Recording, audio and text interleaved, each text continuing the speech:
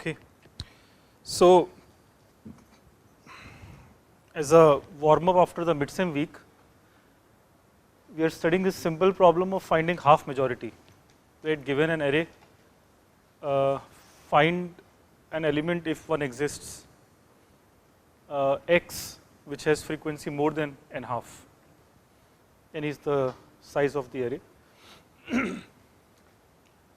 So if you did this by calculating all the frequencies, it will be n square, and if you could sort, then again it will be n log n. What we did is order n, and we don't even need comparisons. We don't need inequalities. Okay, so you can do this for any data structure stored in the array. Just use equality. So the idea was to keep a count variable and in one scan keep guessing the half majority. So you can do this on a data stream. You don't need to store anything. This is the code. Is this fine? Okay, so next problem is, so we'll do 3 problems in the warm up. So second problem is also a simple problem that you have been doing since small classes, which is the problem of problem 2 is multiplying 2 integers, right. So on a computer, the integers you are given are in binary. You can also assume it to be decimal, it will not matter. So the point is just that the array x stores all the digits. Okay, it is not a variable x, int x, that stores the integer because that can store only a small integer. We want arbitrarily long integers. So arbitrarily long means that n digits where n can be 1 billion, right. So numbers of 1 billion digits. This is huge. You cannot store it in any C declaration. So you store it in an array. So the array x0 entry stores the least significant bit and x n minus 1 stores the most significant bit. We order it like this. And similarly y, and then you have to output x times y in the same format in an array. Is that clear? So this also we can assume is similar array.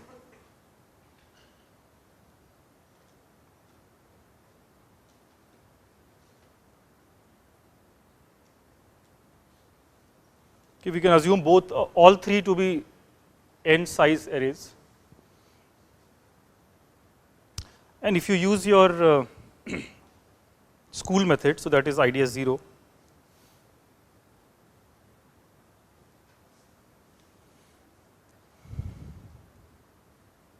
so the school method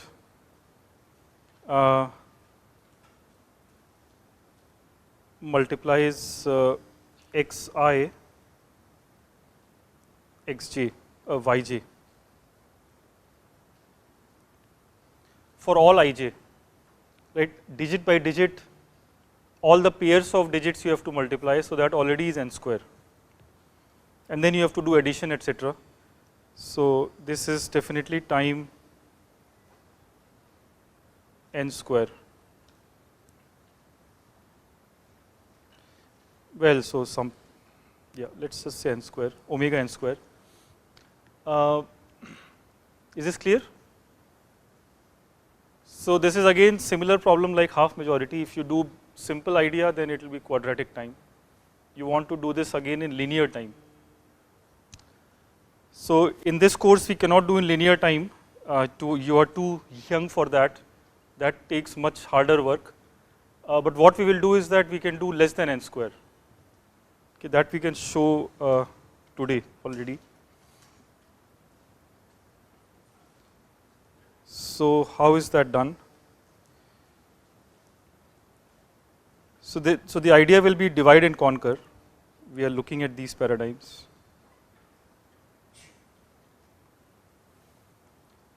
So what is there to divide here in the numbers x and y? Number of digits, yeah. So the array is length n, so you should divide it. I mean, first division is just by midpoint. So x has two parts and y has two parts, and then let us see what is multiplication doing. So the divide step is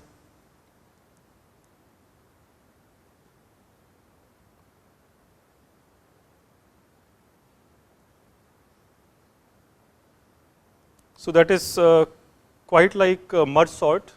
I mean merge, there also you halve the array. So you will then in terms of okay, so let me abuse the notation.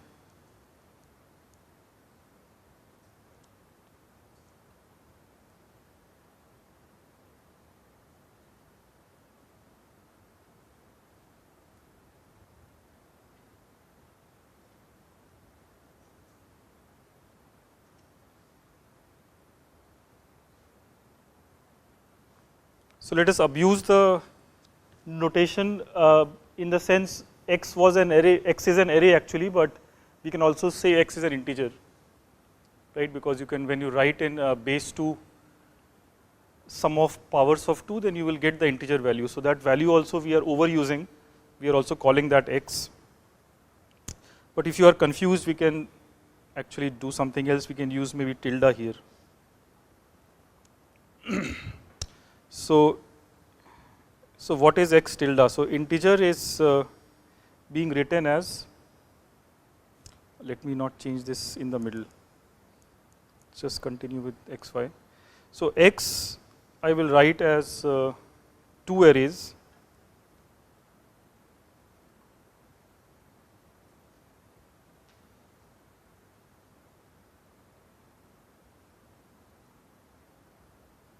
okay, so these are the new ones.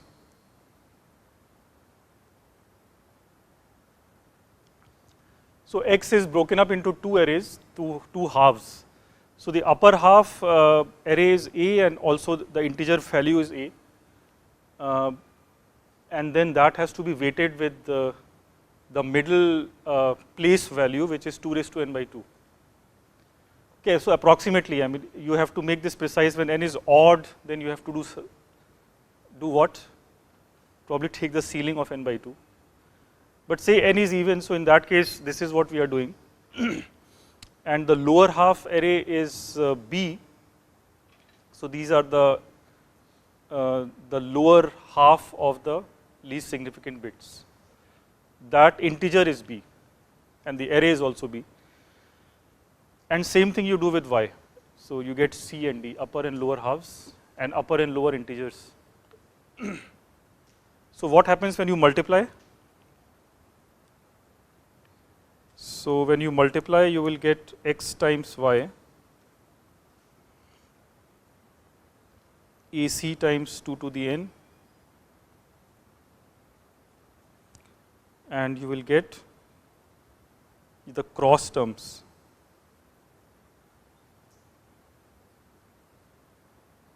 And bd. Right, so these are the four values to look for. So the two upper halves you have to multiply, that's AC. Then you have to multiply the upper half with the other lower half. So AD and similarly BC, and then you have to add. And the two lower halves, which is B and D, you have to multiply, right? So these will be how many multiplications? 4 multiplications, right? So is this a good recursive strategy? Let's check that.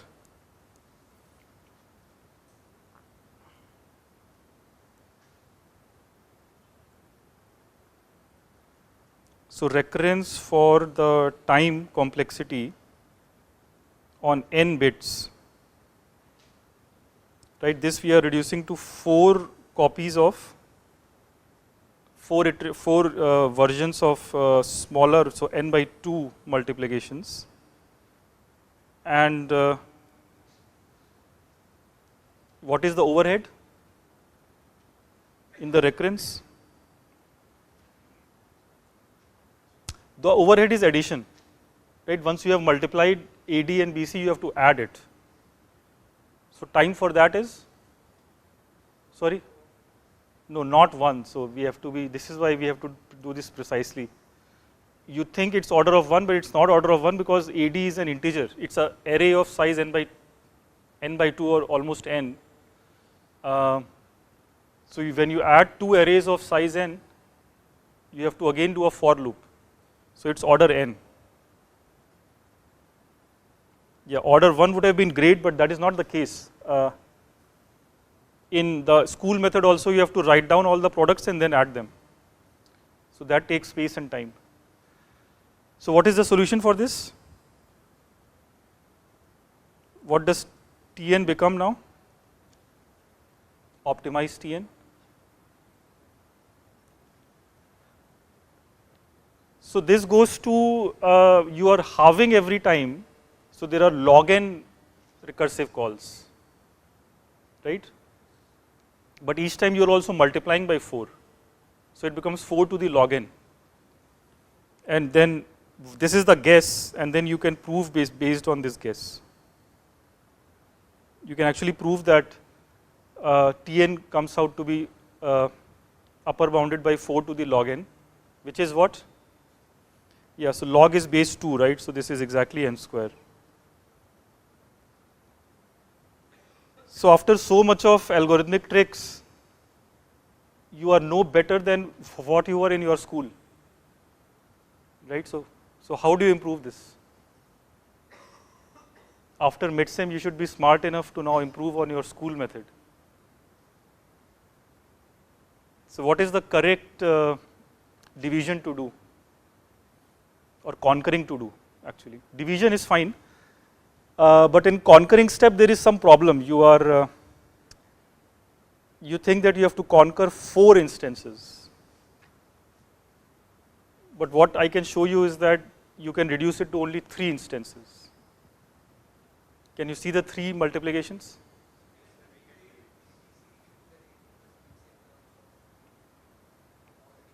Yes, so in that expression for x that we have written, pretend that 2 raised to n by 2 is absent, so it's just a plus b, and in y it's just c plus d. You multiply those two, right? So what do you get?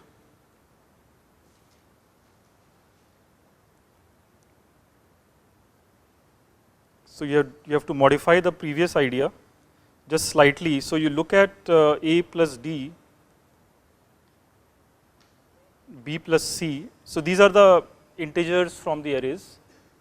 So this is just the expression when you drop 2 raised to n by 2.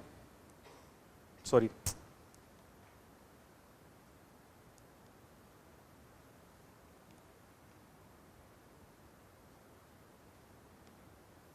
Yeah.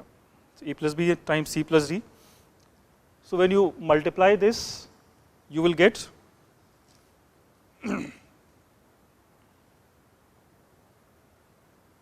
so AC plus BD is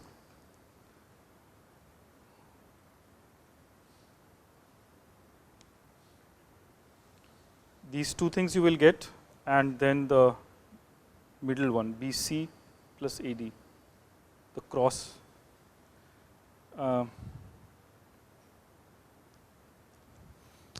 Right, so remember that you have to compare with what we did before. So AC and BD you have to calculate, so the product of upper halves and product of lower halves. So that is 2 instances that you have to do. Third and fourth instance, that is AD and BC, you can do what now? Looking at this identity, you don't need to calculate them separately, BC and AD, and then add. You only need the sum, right? You don't need them individually. You need the whole thing, not it. So you compute this thing, compute this, and then all you need is the sum BC plus AD. So don't compute them separately. Instead, you just compute A plus B times C plus D. That's the third instance. Okay, so you compute this, and you compute this. So that's only 3 instances. Fine. So what is the recurrence now?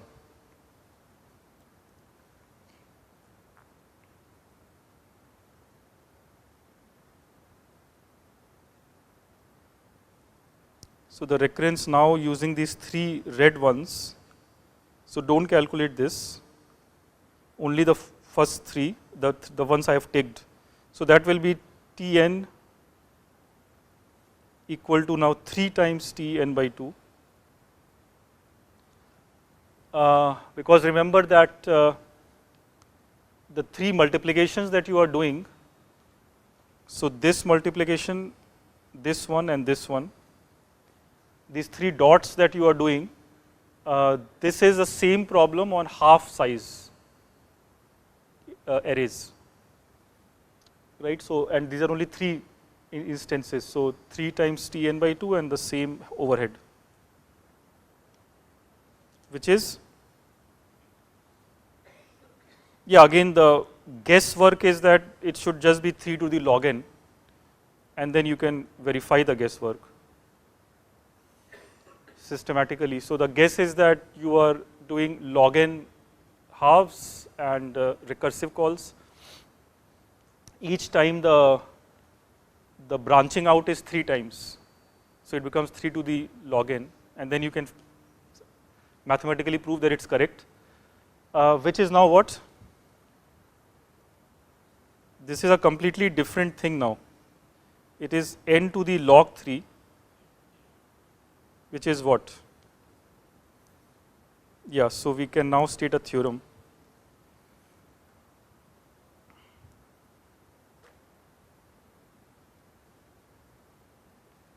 So this was done by Karatsuba.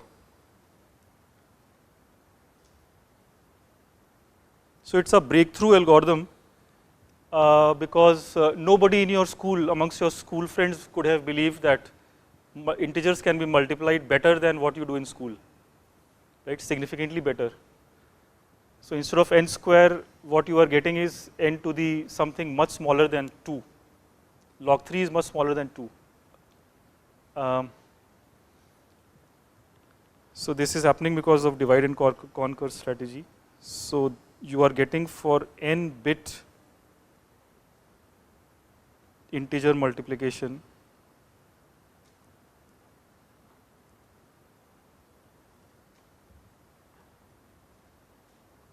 an algorithm which is n to the 1.585 time. Okay, so instead of n square, we are getting something like n to the 1.5 or 1.6, which can be, the difference will be quite visible in practice if your n is, let's say, 1 lakh or more. Then you will see the difference between n square and this. The difference is basically n to the 0.4, so it will start becoming bigger and bigger constant as n grows. Okay, so it is certainly valuable in practice, but what is more valuable is this breakthrough that what you see in the definition of integer multiplication is not, it is not the whole story, right? So you can actually do something much better than what the definition tells you. And building on that, for the last actually more than 60 years, people have been now multiplying integers in order n log n time. Okay, so there are algorithms which are as fast as sorting. But as I said, you are too young for that. The ones who consider themselves old, you can read this up. It's a good reading exercise. So I'll just state the result.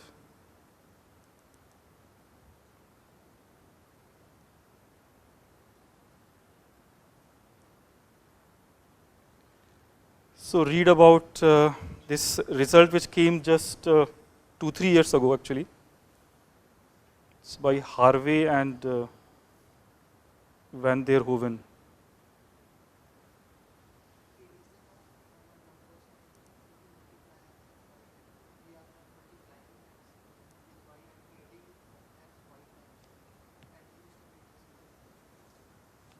Sorry, what is there a question or suggestion?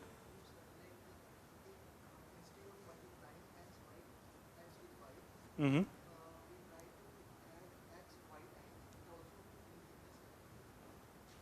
You want to add x, y times. No, no, but y, as I said, is more than 100,000 digits. What do you mean by y times? So y's value is 2 raised to 100,000. I mean, your multiple universes will end and this process will not stop. Your multiverses will end in sequence.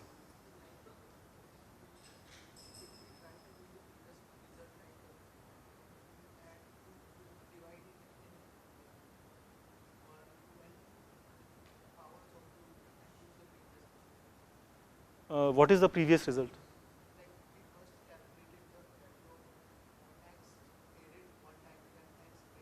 So yeah, but so that will be then it will be log of 2 raised to n, which is n. So whatever you are doing n times. So it will again be n times n, which is n square. Because your one step cannot be cheaper than n. That is your inner for loop. If there is an outer for loop which is again n, then the nested for loop is n square. So, so this is a very complicated algorithm. It's not clear that you will find it, but somebody has found it, and now you can see that that it works. It somehow reduces 4 recursive calls to just 3. And improving this is not easy. As I said, this was optimized only recently. In the middle, there were a lot of other results, but more than n log n. So finally, Harvey and van der Hoeven have shown that this can be done in n log n time.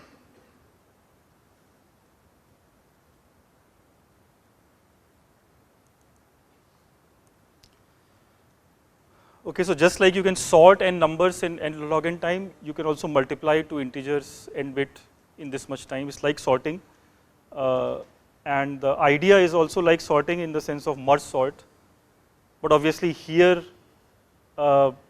it's not as easy as merge sort. There is a lot of algebra that you have to study to complete this reading exercise, but the brave ones among you, I am sure, can do it.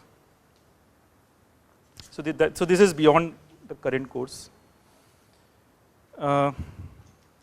Any questions? Okay, so then we move to the third problem.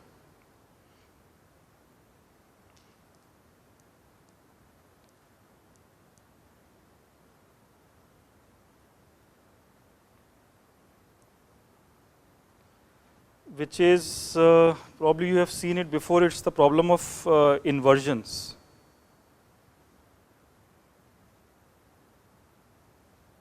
In an array.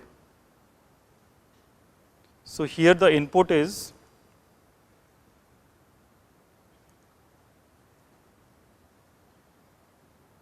so it is somehow related to sorting an array of integers, but you will see that there is a big difference.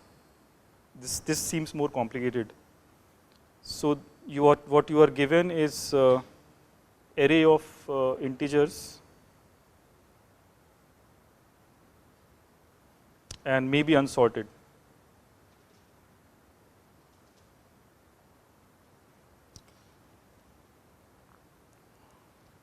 What you have to output is just a single number, and this number is the count of inversions in this array.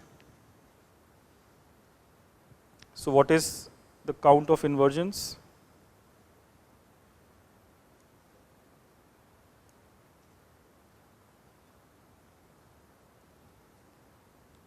Do you know about this? You must have seen this in ESC 101. You haven't? Okay. So then you will learn something new. So inversions or counting inversions are basically the pairs of indices I and j in the array, such that I is behind j, so I is less than j, but the value at I is bigger than the value at j. Okay, so it is just evidence of unsorted array, because there is a pair I comma j in this order. So I is behind j, but the value is actually bigger, which means that you have to flip it to make it sorted. So count of inversions or number of inversions is essentially the, in a way it is, naively speaking, it is the number of flips you have to do to make it sorted. Okay, so how far is the array from the sorted version?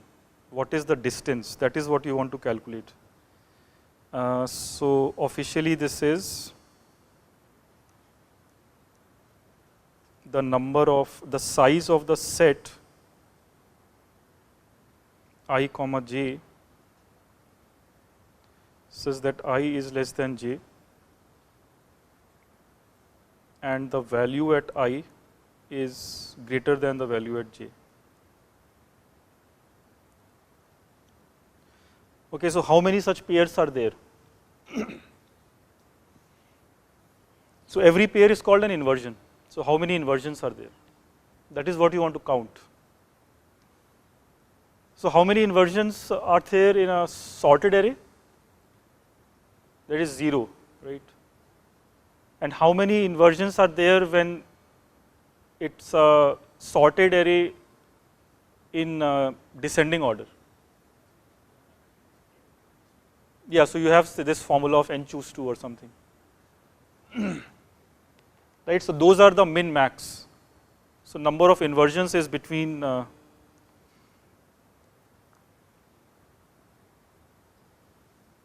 it lies between 0 and n choose 2. N choose 2?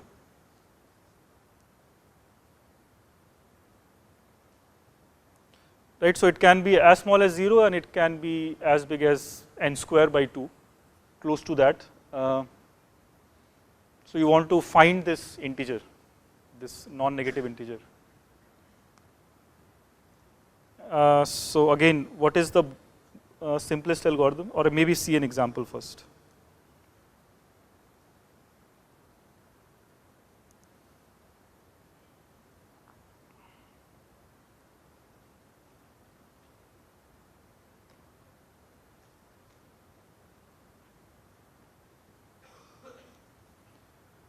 So this is the array of size 5, and what are the inversions here?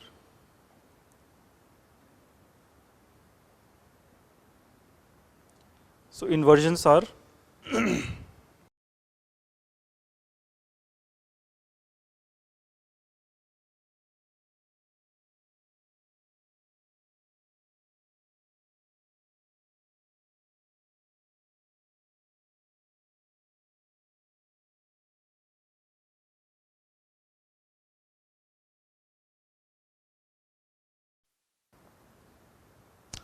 so if you look at so start with 0. From 0, is there any inversion involving 0th element?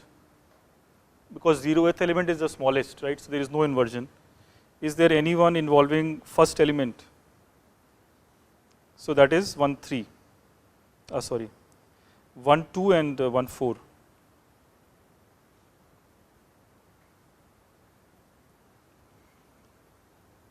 Then any inversion involving second element, 2th element.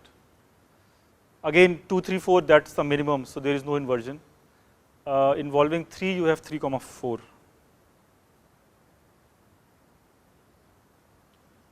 Right, so this is the nested for loop algorithm. Over I 0 to n minus 1, and then check whether there is an inversion after I involving I. So find those j's. So this is double for loop. So that's the order n square idea. Is this clear?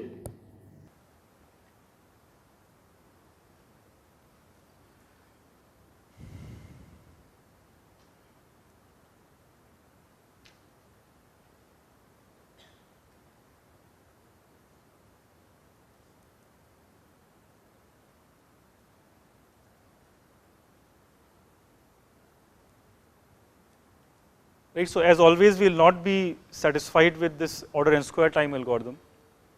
We want to make this almost linear time. So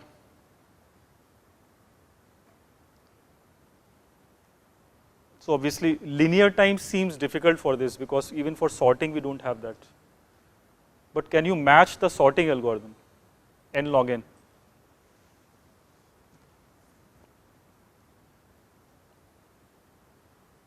So again, if you look at the definition, then it is hopeless because inversions can be n square. So if you are witnessing each and every inversion for the count, then you cannot do anything better than n square in worst case, right? So you will be shocked that still we can do this in n log n. Okay, we'll use a different strategy than the definition.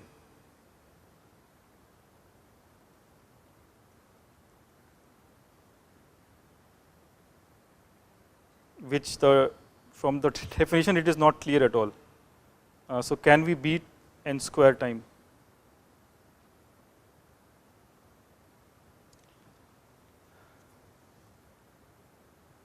So what do you think is the idea? Yeah, the idea will be in this chapter, it will be divide and conquer. So you divide the array into half and then, right. Yeah, so I am doing this because this is essentially merge sort algorithm. So the merge sort algorithm that you have implemented, you just have to adapt some pseudocode there and it will work. Okay, so this is just an adaptation of merge sort algorithm, almost the same pseudocode.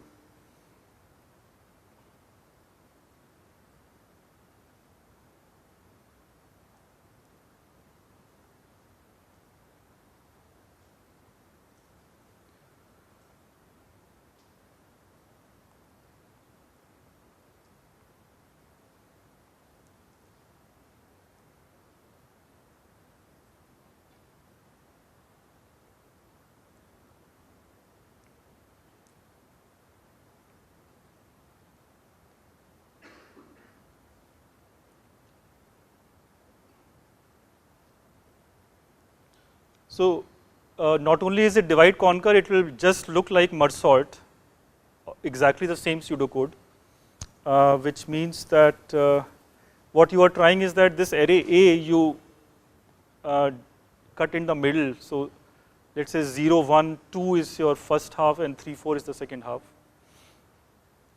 And then recursively find in the first half number of inversions, in the second half number of inversions.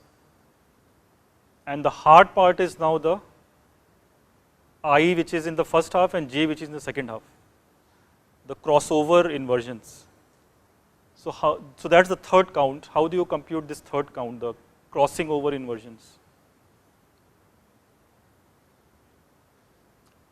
So this is not a recursive call. For this you have to adapt the merging pseudocode.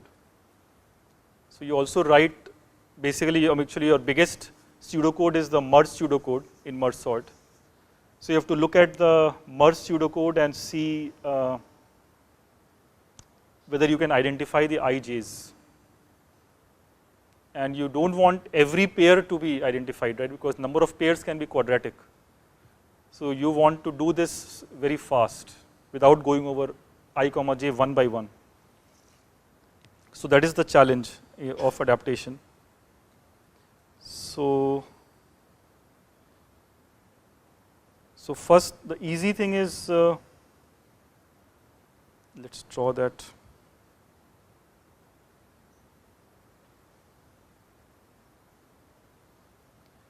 So you have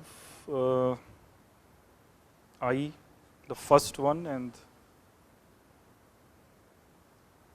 so we are in some stage of recursion where we are looking at the subarray from I to k, and the mid is the average of these two,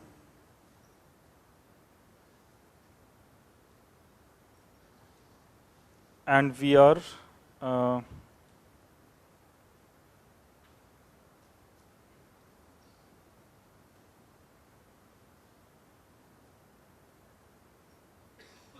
let's say the merge is looking at these two pointers. In the first half, pth pointing to element y, and in the second half, jth pointing to x. And before that, we have already calculated the count 1 for the first half's number of inversions and count 2 for the second half.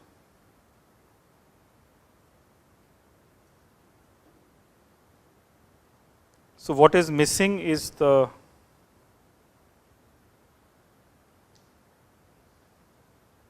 this crossover inversions.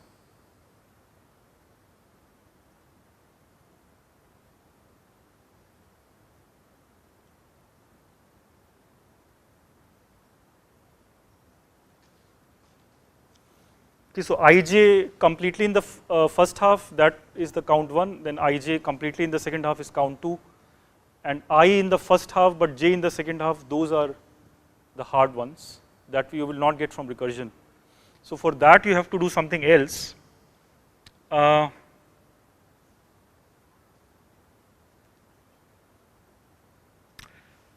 So will this count 3, well, so let us ask the first question for count 1. When we sort the first half, will count 1 change? No, obviously count 1 will change, because when you sort, then count will become 0, right? So you cannot just blindly sort the first half, because then the count will just fall down to 0. So recursively without sorting, you have to compute the correct count 1, and similarly correct count 2 you have to calculate from the given array without sorting it, because if you sort, as soon as you sort, count changes, right? Count is dependent on the order. It is not sorting invariant. Now count 3, when you sort the first half and the second half, will count 3 change? Yeah, so that will not change, right? So that is the first observation.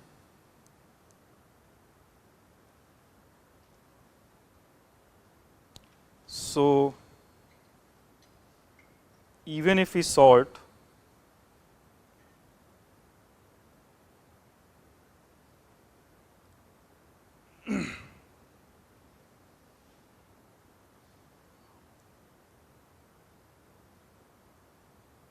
the two halves,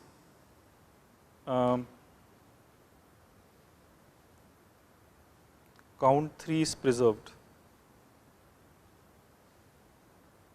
That is one major invariant, right? Because count 3 only counts for a given j. In the second half, it only counts how many p's were there in the first half. Now it doesn't matter how the p's are distributed or arranged in the first half, right? So for that given j, the number of p's is what it is, whether you sort first half or not. And the same thing when you are looking at fixing p and looking at j. It doesn't matter how the j's are distributed in the second half. So this is easy to show that count 3 is preserved even after sorting the first half and the second half. Separately you can sort them, and that will not change. So this is what will help you. So you recursively calculate the inversion count 1 and inversion count 2, and then you forget about the ordering and just sort the first half and separately sort the second half. And at this point, when you are doing the merging, you try to calculate count 3, and it will become easy. So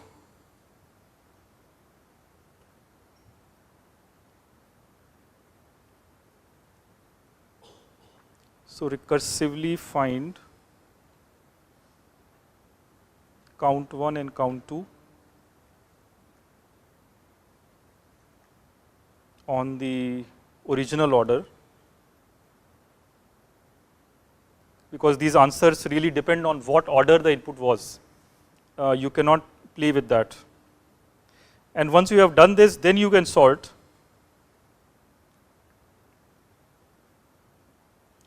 You can sort the two halves.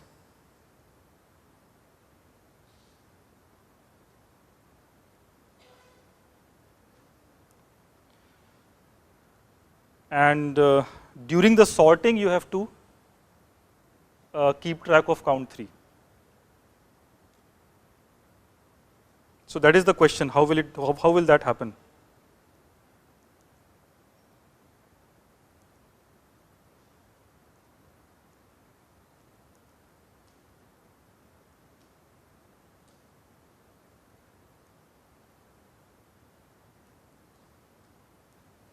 If we can do that, if during the sorting of the two halves, if we are able to track count 3, then we already had count 1 and count 2. The answer will be the sum of these three things, right? Count 1 plus count 2 plus count 3. That is what you will output. So this is the only remaining question. Other stuff is the same as merge sort. I mean, almost the same. So the inversion you have to keep track of. So that we will see now in more detail. So the idea is for count 3, the idea is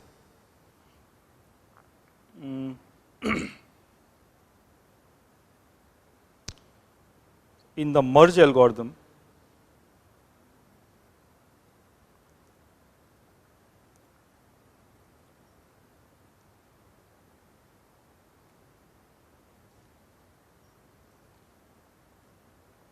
so whenever you have x before y,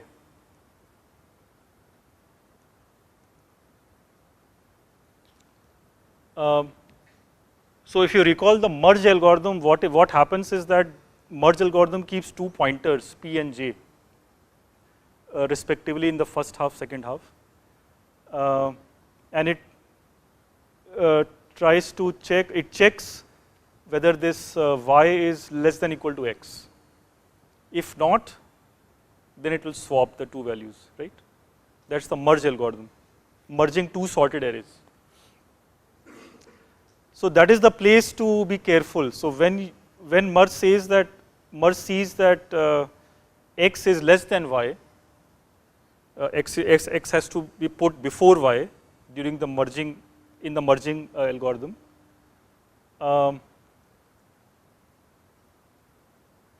How should you increment count 3?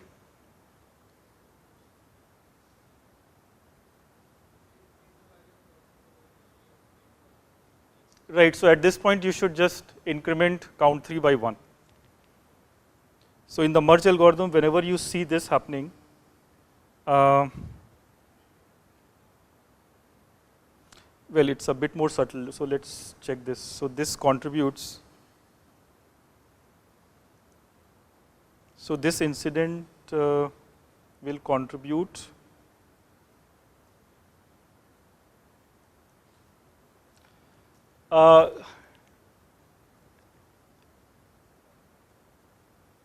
it is not just, I mean, surely you should increment count 3 by 1, but you can increment by more. How much more? Yeah, because see, when the merge is working, you are guaranteed that after y, so after pointer p all the way to mid, values will only be bigger, right? So when merge puts x before y, the crossover inversions are all the way from p to mid. So the number is mid minus p plus 1. So this incident contributes mid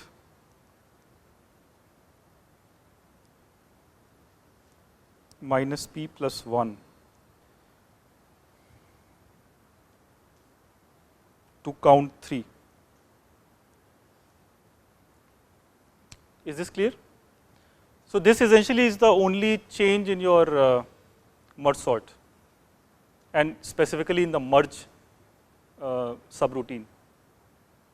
Okay, so if you understand this, then rest is just writing down the pseudocode, which we possibly can do. So this is the only thing you have to understand, that in merge view, count 3 doesn't care whether the halves are sorted or not. So you sort them, and then when you are doing merge, then when the incident happens that P, J have to be flipped, at that point you know a whole segment of crossover inversions. Okay, so this is how you are jumping. So you are not just looking n square inversions one by one, but you are looking at a whole bunch. That's the jump that you are getting in this clever idea. So this now can be worked out.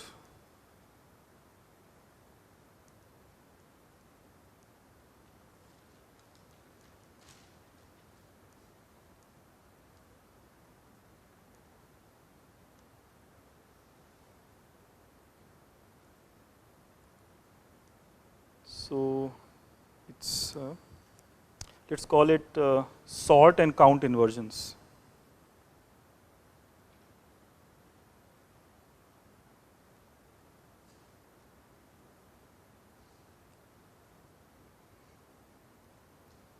Given array and the start end pointers ik.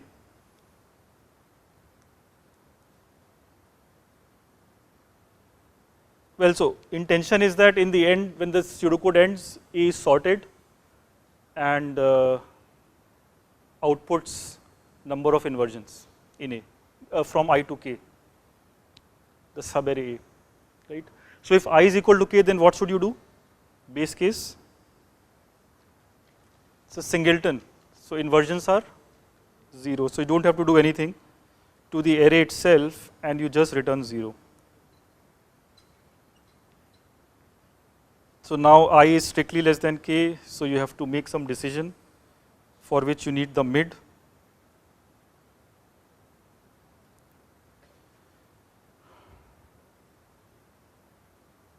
What is count 1? For count 1, you have to do it recursively, right? So count 1 will just be sort and number of inversions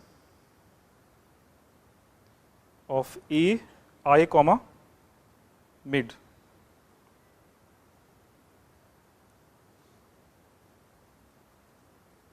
And count 2, you have to sort and number of inversions. Subroutine you have to call on what? Mid plus 1 to K. And then comes the hard part, which is what to do with count 3. So this will be taken care of by the merge operation. So you initialize a second array C for these many elements, because A has size K minus I plus 1, right? So initialize a new array C of that much size, and count 3 will be merge and counting inversions version.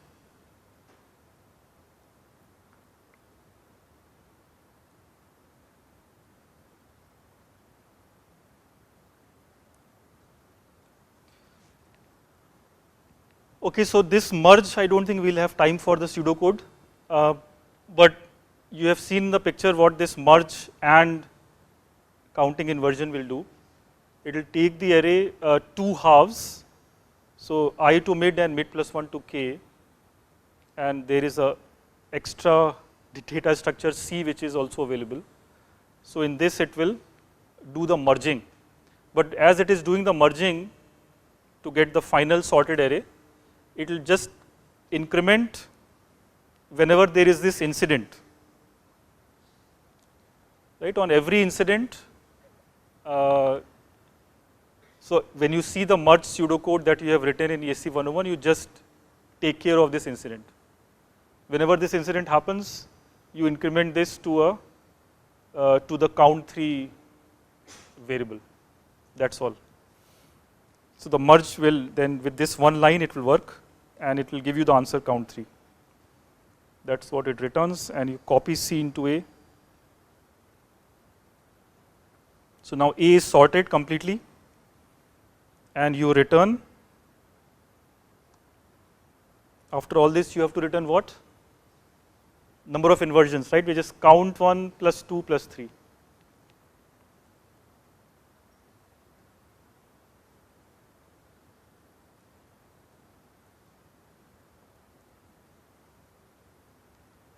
So that's all. So this part you can write as an exercise, but the only modification is already given.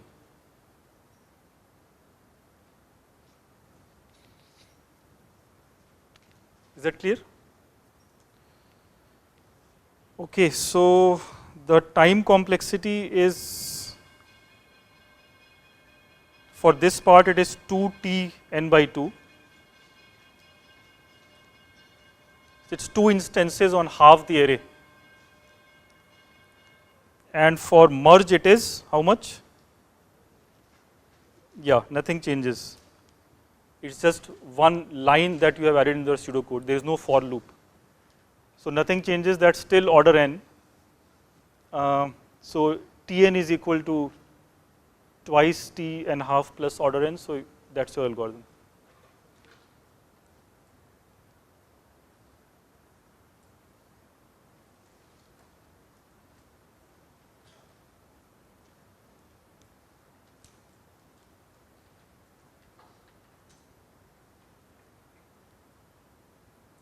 So Tn is order n log n for counting inversions.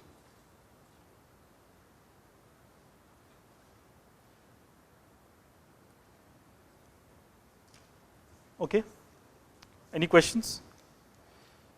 Yeah, so the warm up of midsem is over. So from tomorrow we will start a completely new topic, okay, which is graph theory.